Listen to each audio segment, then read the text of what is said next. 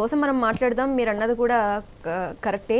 కానీ మనతో పాటు జూమ్ లైవ్లో విశ్లేషకులు, రాజకీయ విశ్లేషకులు కోటేశ్వరరావు గారు కూడా ఉన్నారు. వారితో కూడా మాట్లాడదాం. కోటేశ్వరరావు గారు, మహిళా రిజర్వేషన్ మంచి విషయం, కానీ డీలిమిటేషన్తో లింక్ చేయటం సరైనదేనా? ఈ రెండింటిని వేరు చేయాలి అంటారా? మరి మీరేమంటారు? అక్కడే రాజకీయం ఉంది. ఆ రాజకీయాన్ని గుడ్డిగా లేదా భక్తితోటి భయంతో సమర్థించేటువంటి వాడు ఈ దేశంలో ఉన్నారు. ఒక శాస్త్రీయమైనటువంటి పద్ధతిలో చర్చ జరగాలి అనేటువంటిది అందరూ కోరుకునేటువంటి ఒక డెమోక్రసీ. బిల్లులో ఏం పెట్టారు ఏమిటనేటువంటిది నేను తర్వాత మాట్లాడు. అసలు అటువంటి చర్చ ఎవరైనా చేశారా? చంద్రబాబు నాయుడు గారు రాష్ట్రంలో ఉన్నటువంటి పార్టీలన్నిటికీ మీరు మద్దతు ఇవ్వండి అని చెప్పేసి ఒక లేఖలు రాశారు. మంచిదే, ఉన్నంతలో గుడ్డిలో మెల్లలాగా అది మంచిదే. ఆ పని నరేంద్ర మోడీ గారు ఎందుకు చేయలేదు అనేటువంటిది ప్రశ్న. నిజానికి కేంద్ర ప్రభుత్వానికి లేదా దాన్ని అలుపెరగకుండా మోస్తున్నటువంటి తెలుగుదేశం పార్టీ, జనసేన పార్టీ, జనసేన లేదా ఇప్పుడు వైసీపీ కూడా మోస్తా ఉందనుకో. ఇటువంటి వాళ్ళు కనీసం సలహా ఇవ్వాలి కదా. ఎందుకని ఇవ్వాలి సలహా? అయ్యా నరేంద్ర మోడీ గారు, మీ రోజులు మీరే సొంతంగా ప్రభుత్వం ఏర్పాటు చేస్తూ లేదా మీకు మద్దతు ఇచ్చేవాళ్ళు 3/200 మెజారిటీ ఉన్నటువంటి పరిస్థితులు మారిపోయాయి. మీరు ఆకాశం నుంచి భూమి మీదకి వచ్చి ఈ బిల్లు ఆమోదం పొందాలంటే మొత్తం అందరితోటి సంప్రదించాలి. మీకు 3/200 మెజారిటీ లేదు, సొంతంగా మీకు పూర్తి మెజారిటీ కూడా లేదు. మేము బలపరిస్తే మీరు ఉన్నారనేటువంటి విషయాన్ని మరి చంద్రబాబు నాయుడు గారు మోడీ గారికి చెప్పారో లేదో తెలియదు. చెప్పే ధైర్యం ఉందో లేదో కూడా తెలియదు అనేది నా అభిప్రాయం. ఎందుకని ఒక డెమోక్రటిక్ ప్రాసెస్ లో బలం లేనప్పుడు అందరూ సహకరించాలనేటువంటి డెమోక్రటిక్ ప్రాసెస్ ని ఎందుకు ప్రారంభించలేదు? ఒక ఎమోషనల్ బ్లాక్ మెయిల్ చేయడానికి, బెదిరించడానికి, పార్టీలని సభ్యుల్ని భయపెట్టడానికి ఇచ్చినటువంటి ప్రాధాన్యత. అందరితో మాట్లాడదాము, కనీసం పార్లమెంట్ లో ఉన్నటువంటి పార్టీల నాయకులతో అయినా మాట్లాడదాము బిల్లును ప్రవేశపెట్టబోయే ముందు. అదేమి దేశ రక్షణకు సంబంధించినటువంటి రహస్యాల బిల్లు ఏం కాదు అది. ఇదిగో మేము ఇలాంటి బిల్లు పెట్టాలనుకుంటున్నాము, దీని పర్పస్ ఇది, దీనికి మీరు మద్దతు ఇవ్వండి అని నోటి ముత్యాలు ఏమన్నా రాలిపోతాయా? ఎందుకు అడగలేదు అనేటువంటిది ముఖ్యం. ఒక డెమోక్రటిక్ ప్రజాస్వామ్యంలో ప్రతిపక్షాన్ని విశ్వాసంలోకి తీసుకోవాల్సినటువంటి అవసరం ఉంది. ఆ పని ఏం చేయలేదు. ఆ పని ఏం చేయకపోగా వీళ్ళు చేసినటువంటి ప్రచారం ఏంటి? 850కి సంఖ్యను సీట్లు పెంచుతాము, 50% సీట్లు పెంచి రాష్ట్రాలన్నింటికీ మేము సమానంగా పంచుతాము అనేటువంటి పద్ధతుల్లో ప్రచారం చేశారు. పోనీ వీళ్ళు బిల్లు పెట్టేటప్పుడు దానికి అనుగుణంగా ఆ క్లాజ్ ఏమన్నా చేర్చారా? ప్రతి రాష్ట్రంలో ఇప్పుడున్నటువంటి సీట్లలో సగం పెరుగుతాయి అనేటువంటిది ఏమన్నా చేర్చారా? అది చేర్చలేదు. నిన్న కంచర్ల విజయభాస్కర్ గారి పార్టీకి చెందినటువంటి ఆయన ఎంపీ కృష్ణప్రసాద్ పార్లమెంట్ ప్యానల్ స్పీకర్గా కూడా ఉన్నారు. ఆయన ఏం చెప్పారు? ఈ విధంగా మీరు పెట్టినటువంటి ప్రతిపాదనతో చూస్తే దక్షిణాదిలో ఉన్నటువంటి మహారాష్ట్రానికి కూడా పెరగాల్సినంతగా సీట్లు పెరగవు, తగ్గుతాయి. అందుకని దీన్ని మేము జనంలో సమర్థించుకోవడానికి ఇబ్బంది పడాల్సి వస్తుంది, దీన్ని మార్చండి అని చెప్పేసి నేను హోంమంత్రి గారితో చెప్తే ఆయన మారుస్తాను అని చెప్పేసి చెప్పినట్టుగా ప్రైమ్9 న్యూస్ ఇంటర్వ్యూలో చెప్పారు. కావాలంటే ఎవరైనా వెరిఫై చేసుకో. వాళ్ళకి అంటే మిత్రపక్షానికి వాళ్ళ కీలకమైనటువంటి మద్దతుతోటి నిలబడినటువంటి వాళ్ళ పార్టీకి ఇచ్చినటువంటి వాగ్దానాన్ని కూడా అమిత్ షా గారు బిల్లులో చేర్చారా? చేర్చలేదు. ఎందుకు నమ్మక ద్రోహం? ఎందుకు మిత్రపక్షాలకే నమ్మక ద్రోహం ఎందుకు? వాళ్ళకి మిత్రపక్షాలకు ఇచ్చినటువంటి హామీనే అమలు జరిపినటువంటి వాళ్ళు ప్రతిపక్షాలకి హామీ ఇస్తే నమ్ముతారు ఎవరైనా? ఇదే ప్రధానమంత్రి గారు, ఇదే బీజేపీ నాయకులు పార్లమెంట్లో చర్చ సందర్భంగా ఆంధ్రప్రదేశ్కి ప్రత్యేక హోదా ఇస్తాము అంటే 5 సంవత్సరాలు కాదు 10 సంవత్సరాలు కావాలని చెప్పారు. సరే, ఇప్పుడు ఏమంటున్నారు? అప్పుడు బిల్లులో పెట్టలేదు కదా అని కాంగ్రెస్ మీద దాడి చేస్తున్నారు. చేయండి దాడి.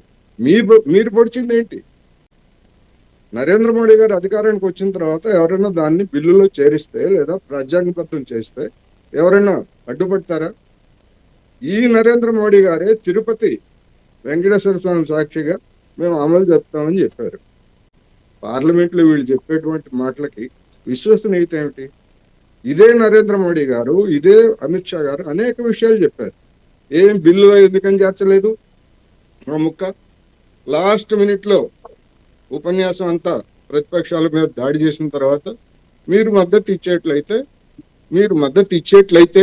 మేము 50% చేరుస్తామని చెప్పి చెప్తారు. మీకు చిత్తశుద్ధి ఉంటే, మీకు నిజంగా బిల్లులు ఆమోదం పొందాలనేటువంటి చిత్తశుద్ధి ఉంటే ముందే ఎందుకు పెట్టరు?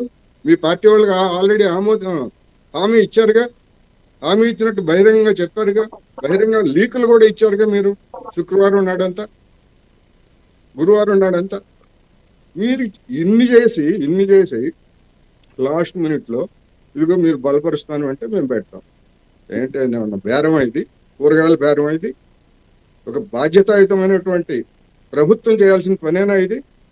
మహిళల పట్ల, మహిళలకి ఇచ్చేటువంటి రిజర్వేషన్ పట్ల నిజంగా చిత్తశుద్ధి ఉందా వీళ్ళకి? నరేంద్ర మోడీ గారు ఏమంటారు? ఒకవేళ ఈ బిల్లును కనుక మీరు ఆమోదించకపోతే మాకే లాభం అంటే ఏమిటి? ఆమోదించొద్దని కోరుకుంటారా మీరు? ఎవరైనా ఆ విధంగా మాట్లాడతారా? ఆమోదించకపోతే విచారకరం అని చెప్పేసి ఏదో ఎటువంటి మాటలు మాట్లాడతారు తప్ప మాకే లాభం అంటే ఏంటంటే వీళ్ళకు ఉద్దేశం, వీళ్ళు కనుక వ్యతిరేకించేట్లయితే ఆ వ్యతిరేకతని ఆసరాగా చేసుకొని వాళ్ళ చంద్రబాబు నాయుడు గారు నిర్దోల్లోనూ ఎక్కడో ప్రచారం చేస్తున్నారు కదా, అటువంటి ప్రచారం చేయడానికి ముందుగానే ఏర్పాట్లు చేసుకొని పెట్టుకున్నారు. ఒకటి పాయింట్. రెండోది, పార్లమెంట్లో చర్చ జరిగిన తర్వాత, ఆ బిల్లు ఓడిపోయిన తర్వాత వెంటనే అందులో అంటే ఎన్డీఏ భాగస్వామి పక్షాలకు చెందినటువంటి మహిళలందరూ కూడా వెంటనే ప్లే కార్డులు పట్టుకొని వచ్చారు. ఎక్కడి నుంచి వచ్చినాయండి వాళ్ళకి? ముందే తయారు చేసి పెట్టుకున్నారా? ఇది ఓడిపోద్ది, కాంగ్రెస్ మీద ఇతర పార్టీల మీద మనం ధ్వజమెత్తాలి, ప్రదర్శనలు చేసి ప్లకార్డులు ప్రకటించాలని చెప్పేసి ముందే రాసి పెట్టుకొని వచ్చారు. అంటే వాళ్ళకి ఆ బిల్లు ఓడిపోద్దని తెలుసు. తెలిసి కూడా రాష్ట్రాలకు 50% సీట్లు ఇస్తామనేటువంటి అంశాన్ని చేర్చకుండా నాటకం ఆడారు. మా యావత్ ప్రజాస్వామ్యాన్ని, యావత్ రాజ్యాంగాన్ని అపహాస్యం పాలు చేసినటువంటి వీళ్ళు ఇట్లా చెప్తారు. ఇంకొకటి, 2023లో పార్లమెంటు ఆమోదం పొందింది. ద్రౌపది ముర్ము గారు కూడా దానికి అనుమతి ఇచ్చారు, దాన్ని అసెంట్ చేశారు, చట్టమైంది. కానీ గురువారం రాత్రి 8:30 వరకు, 8 గంటల వరకు దాన్ని నోటిఫై చేయలేదు. ఎవరన్నా ప్రశ్నించారా? ఆంధ్రప్రదేశ్ రాజధానికి నోటిఫికేషన్ ఇవ్వకపోతే ప్రశ్నించినటువంటి తెలుగుదేశం వాళ్ళు కూడా మరి ఈ విషయంలో ఎందుకు నోటిఫికేషన్ ఇవ్వలేదు మీరు అని చెప్పేసి మోడీ గారిని లేదా కేంద్ర ప్రభుత్వాన్ని, చంద్రబాబు నాయుడు గారు కానీ, కంచర్ల విజయభాస్కర్ కానీ ఎవరైనా ప్రశ్నించారా? ప్రశ్నించలేరు. ఎందుకు ప్రశ్నించలేదు? చిత్తశుద్ధి ఏముంది మీకు? మీకంటే పర్సనల్గా కాదు, ఆ పార్టీలకి ఎందుకని లాస్ట్ మినిట్లో ఎందుకు పెట్టారు? ఒకవేళ ఏదన్నా ఇప్పుడు ఈ బిల్లు కనుక వీగిపోయేట్లయితే, రాజ్యాంగ సవరణ బిల్లు కనుక వీగిపోయేట్లయితే దానికి ఏమన్నా చట్టపరమైనటువంటి ఆటంకాలు ఏమన్నా వస్తాయేమో అని భయపడి నోటిఫికేషన్ ఎప్పుడు ఇస్తారండి? గురువారం రాత్రి 8:30కి ఇస్తారండి. ఎందుకు రాత్రిపూట పనులు? ఏం చేశారు? 2023 నుంచి నోటిఫికేషన్ ఎందుకు ఇవ్వలేదు? అందుకని చేయాల్సిందంతా చేసి ఇప్పుడు బొల్లుమనే కళ్ళబొల్లి కబుర్లతోటి, కడవలతో కన్నీళ్లు కాలుస్తూ మొత్తం వీధుల్లో తిరుగుతున్నారు. తిరగండి, మీకు ఆ రైట్ ఉంది. కానీ ఈ దేశంలో ఈ మహిళలకు జరిగినటువంటి అన్యాయం, చంద్రబాబు నాయుడు గారు ఉపన్యాసం విన్నాను నేను. 2010 వరకు 10కి ముందు వాజ్పేయి గారు చేసిన కృషి ఏమిటో ఆయన బాగా ప్రశ్నించారు. మంచిదే చేశారు, చేయలేదని ఎవరు అంటారు. చరిత్ర దాన్ని చెప్పేస్తే జరిగేది కాదు. 2014 నుంచి 2023 వరకు 9 సంవత్సరాల పాటు నరేంద్ర మోడీ గారు ఉండ్రాయిలాగా మౌనంగా ఉంటే, ఏమండి వాజ్పేయి గారు ఇన్నిసార్లు ప్రయత్నించారు, మీరెందుకు ఒక్కసారన్నా ప్రయత్నించరు అని చంద్రబాబు నాయుడు గారు కానీ, లేదా కొత్తగా మళ్ళా సపోర్ట్ చేసినటువంటి జగన్మోహన్ రెడ్డి గారు కానీ, పవన్ కళ్యాణ్ గారు కానీ ఎందుకంటే మనం తెలుగు వాళ్ళు మాట్లాడుతున్నాం. వీళ్ళు ఎవరైనా ప్రశ్నించారా? ఎందుకని ప్రశ్నించలా? 9 సంవత్సరాల పాటు పూర్తి అధికారం ఉంది మీకు.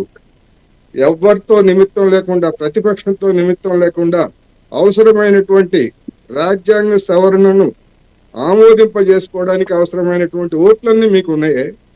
ఆర్టికల్ 370 చేశారు, జిఎస్టీ ఇట్లాంటివన్నీ చేశారు కదా. అప్పుడే ఎందుకు చేయలేదు? ఇప్పుడు బుడిబుడి ఏడుపులు ఏడుస్తున్నారు, మహిళలకు అన్యాయం జరిగిపోయిందని. అప్పుడు ఏం చేశారు మీకు అధికారం ఉన్నప్పుడు? అందుకని ప్రతిపక్షాల మీద లేకపోయేట్లయితే ఇలాంటి వాటిని ప్రశ్నించినందుకు నాలాంటి విశ్లేషకులు కావచ్చు లేదా ఇతరుల మీద మా మీద దాడి చేస్తే ఉపయోగం లేదు. మీరు చేసింది ఏమిటి, మీ నిర్వాహకం ఏమిటి అనేటువంటిది ప్రశ్న ఇవాళ అయిపోయింది. ఇప్పుడు 543 కోటేశ్వరరావు గారు ఒకసారి వెంకటస్వామి గారితో కూడా మాట్లాడదాము. ఒక్క నిమిషం. ఓకే, చెప్పండి. 543 సీట్లు ఉన్నాయి ఇప్పుడు 850కి. నేను మళ్ళా చెప్తున్నా, ఇప్పుడు రేపు ఈ సెన్సస్ అయిపోయిన తర్వాత 26, 27 సెన్సస్ అయిపోయిన తర్వాత కూడా మళ్ళా ఇదే సమస్య వస్తుంది. ఈ సెన్సస్ ప్రకారం అయినా 2011 సెన్సస్ ప్రకారం అయినా దక్షిణాది రాష్ట్రాలకి అన్యాయం జరుగుతుంది. ఈ అన్యాయాన్ని రేపైనా పరిష్కరించకపోతే మళ్ళా ఇదే సమస్య వస్తుంది. అందుకని నా అభిప్రాయం ఏంటంటే ఇప్పుడు 543 సీట్లని నోటిఫై చేసి 33% ఇంప్లిమెంట్ చేయండి, మీకు చిత్తశుద్ధి ఉంటే. లేదు రాజకీయం చేయాలనుకుంటే చేసుకోవచ్చు, రాజకీయ పార్టీలు కనుక రాజకీయం చేయొచ్చు. కానీ మహిళల పట్ల ఏమాత్రం చిత్తశుద్ధి ఉన్నా కానీ ఇప్పుడు ఉన్నటువంటి సీట్లని ముందు అమలు చెప్పండి. తర్వాత మీరు తలకెత్తారా, లేకపోతే 250 చేస్తారా, 500 చేస్తారా, ఇవన్నీ తర్వాత సంగతి. ఇప్పుడు చేస్తారా లేదా అన్నదే ప్రశ్న అనేది నా అభిప్రాయం. వెంకటస్వామి గారు ఈ బిల్లు మహిళా సాధికారత కోసమా లేక రాబోయే ఎన్నికల్లో రాజకీయ లబ్ధి కోసం